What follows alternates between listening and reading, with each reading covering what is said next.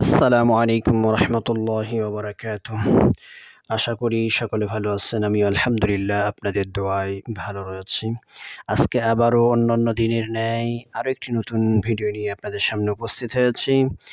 আজকের বিষয় হচ্ছে পেটের যে কোনো ধরনের ব্যথা নিরাময়ের তদবির।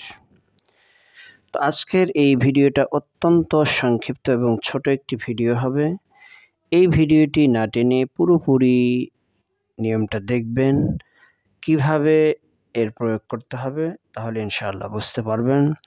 আর সকলের কাছে রিকোয়েস্ট থাকবে, যারা চ্যানেলটিতে নতুন সাবস্ক্রাইব করেন না এখনও, তারা দয়া করে প্লিজ চ্যানেলটিকে এক্ষুনি সাবস্ক্রাইব করে দিন। তাহলে এরকম ইসলামিক আমল এবং তদবিরের নতুন নতুন ভিডিওগুলি আপনার কাছে সবার আগে পৌঁছে যাবে।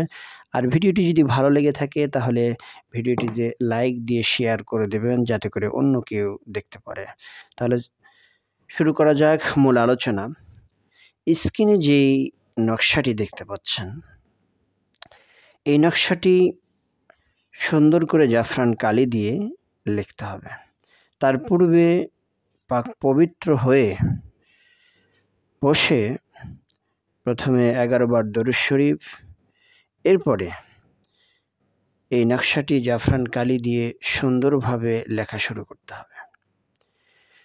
নকশাটি যখন লেখা হয়ে যাবে তখন এই নকশাটি লেখার পরে আবারও 11 বার দরুদ শরীফ পাঠ করতে হবে।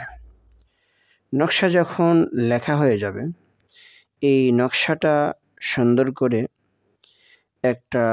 এক গ্লাস পানির মধ্যে, 1 গ্লাস পানি নেবেন, 1 গ্লাস পানির মধ্যে এই নকশাটি ডুবিয়ে দেবেন এবং কিছুক্ষণ ওই পানির মধ্যে বা গ্লাসের মধ্যে এই নকশাটা ভিজিয়ে রাখবেন, যাতে করে ওই নকশার মধ্যে যেই কালিগুলি রয়েছে, এই জাফরানের কালিগুলি যাতে করে পানির সাথে উঠে যায়, এই জন্য কিছুক্ষণ ভিজায় রাখতে হবে।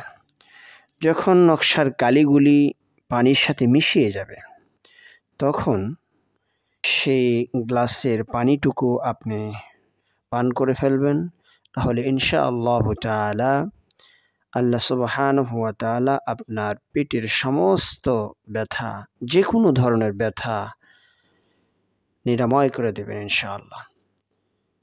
পেটের সকল ধরনের শেফা নিরাময়ের জন্য আপনি এই তদবিরটি আমল করে দেখতে পারেন, এই তদবিরটি প্রয়োগ করে দেখতে পারেন। ইনশাআল্লাহ খুব ভালো একটা রেজাল্ট পাবেন। তো আজকে এই পর্যন্তই। আবারও সকলের কাছে বিনীত অনুরোধ থাকবে, যারা চ্যানেলটিকে সাবস্ক্রাইব করেননি দয়া করে চ্যানেল